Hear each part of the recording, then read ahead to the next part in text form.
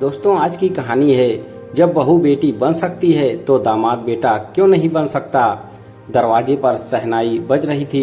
कल्पना जी फूलों से नई बहू की अगवानी स्वागत कर रही है। वो सबसे पहले अपनी नई बहू सपना को दादी सास के पास ले जाती है। जैसे ही नई बहू सपना ने दादी सास के चरण स्पर्श किए, दादी जी ने आशीर्वाद के साथ साथ नसीहत और सलाहों की झड़ी लगा दी। कहा, बहू रोज बड़ों के और अपने सास ससुर के चरण स्पर्श करना ये तुम्हारा फर्ज है। कुछ दिन बाद जब सपना के पापा मम्मी उसके ससुराल आए तो शैलेंद्र सपना के पति ने आगे बढ़कर अपने सास ससुर सपना के मम्मी पापा के पैर छुआ तो दादी जी को शायद अच्छा नहीं लगा। उस समय तो उन्होंने कुछ नहीं कहा, पर उनके जाते ही शैलेंद्र से बोली, क्यों रे, तुझे क्या जरूरत थी उनके पैर छूने की। वैसे भी मान दामाद से कौन पैर छुलवाता है।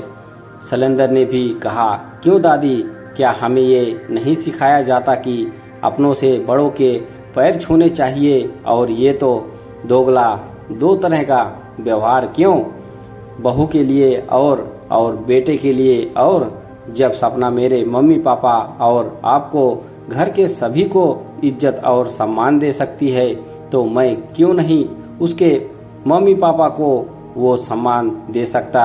इस पर दादी बोली, तू बहुत भोला है। ये तो समाज के नियम और सोच है कि दामाद भगवान समान होता है और भगवान से भी कोई पैर छुलवाता है। इस पर शैलेंद्र की मां कल्पना जी, उन्होंने शायद अपनी पूरी जिंदगी दादी के वसूलों और नियमों में काट दी, मन में निश्चय करते हुए कि जो मेरे साथ हुआ वो अपनी बहू के साथ ना होने देगी। आखिर वो भी किसी की बेटी है। वे बोली, सही ही तो कहता है शैलेंद्र। माँ जी, जब बहू मेरी बेटी बन सकती है तो दामाद बेटा क्यों नहीं बन सकता। बस अब इसी सोच को तो हमें बदलना होगा। सपना खड़ी अपने भाग्य को सराह रही थी और ससुराल को लेकर उसका सारा डर जाता रहा, क्योंकि उसे इतनी समझदार माँ समान सास और सभी की इज्जत और सम्मान करने वाला पति जो मिला था। दोस्तों, कहानी कैसी लगी कमेंट बॉक्स में जरूर बताएं। हमारे चैनल पर बने रहने के लिए आप सभी का धन्यवाद।